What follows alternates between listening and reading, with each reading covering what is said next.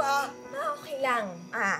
Paano kasi pinipilit niya na bayaran pa rin daw yung ransom kay Alakdan?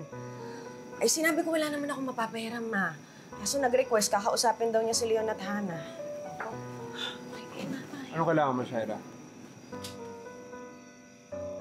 Leon, Miss Hana, pasensya na kayo, manghihiram sana ako sa inyo ng pera. Kailangan ko talaga yung 5 million para matubos ko si Jordan.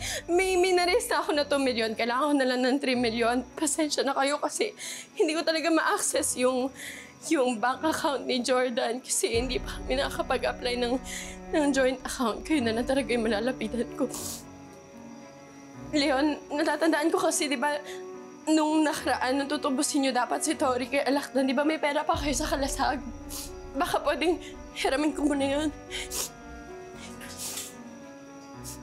Shaira, kahit bayaran mo si Alakdan ng 5 milyon, hindi niya ibabalik sa'yo si Jordan.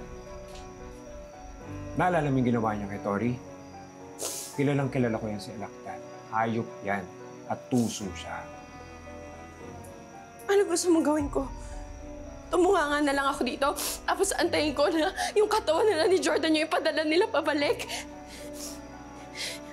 Leon, kailangan ko ibigay sa kanila yung gusto nila para maiuwi ko ng buhay yung asawa ko. Kaya sana pasensya na talaga kakapalan ko na yung mukha ko. Please, please, alam ko po, barya na sa inyo yung hinihingi ko.